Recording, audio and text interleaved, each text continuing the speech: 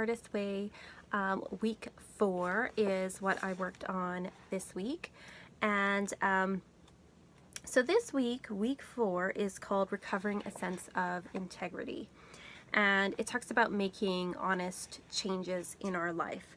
So the more we do morning pages and talk about how we feel about things, it's like we're wiping the mirror each time we write about ourselves. Every morning that we write, we're getting clearer and clearer about our wants, because too many times I think it's easy to let other people in the world around us tell us what we want or how we feel. And they use the example in the book of people ask us how we are and we say, okay, but what does that mean? That can mean great and that can mean terrible. So this gets us to be a lot more specific about the change, about how we really feel. Also gets us to make changes in our life.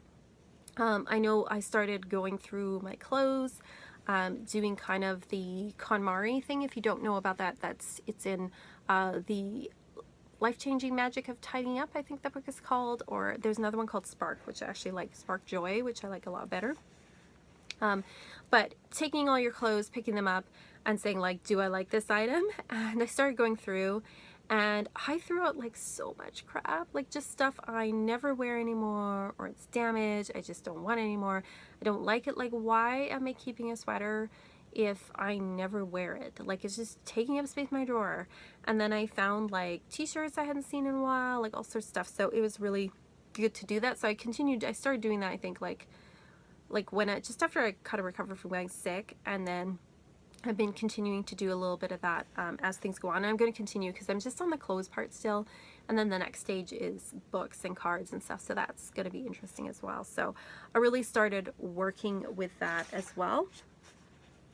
And then it says that when you're going through this, feelings may come up of dissatisfaction or anger or feeling lots of feelings, because we have a habit of bearing our feelings, especially in this society. So it's really talking about, like, as we start to write, we're going to start, like, feelings are going to start to come up.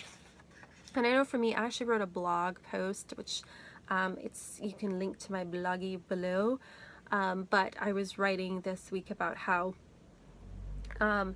in the New Age community, there's this strange idea that I've been told people will find out, like, that I used to play in like metal bands and punk bands, and they like to listen to hard rock and heavy metal and tell me like that's not really spiritual. And I kind of believed it for a while, like I kind of took that in, even though like it was sort of more of a subconscious thing, I think.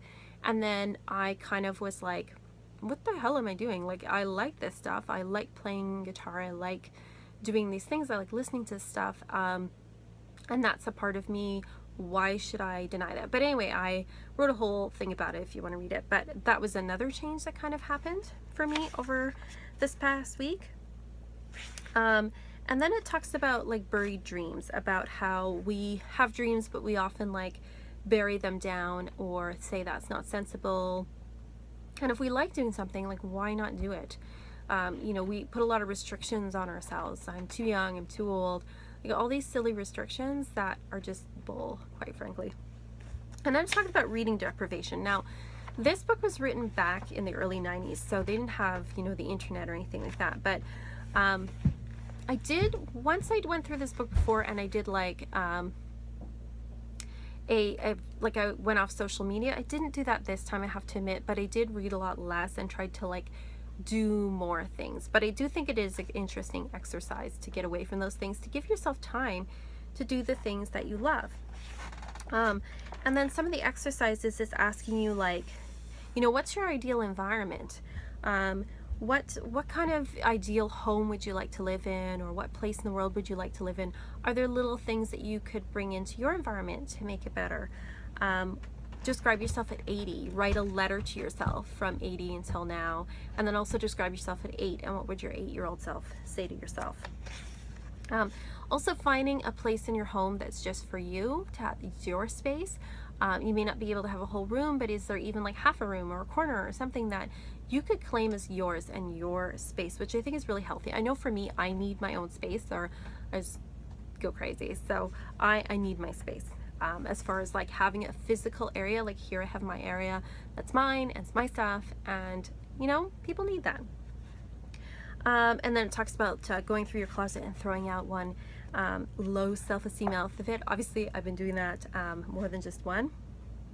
And is there a situation in your life that you feel like you should have changed, but you haven't yet? And what changes do you need to make? And for me, I also found that I was always looking for big chunks of time to do things like art and writing and music. But even if you can get like half an hour or something, like just like even a little chunk of time to do each thing, that makes me feel a lot happier than trying to wait for a big chunk of time that may never happen and then not getting anything done at all. So if you're following through the book, let me know how week 4 went for you. Let me know what you think. Like, are you having any realizations or changes? Are you, going through things, getting rid of stuff? What's going on with you? Let me know. Like and subscribe. I'll talk to you later.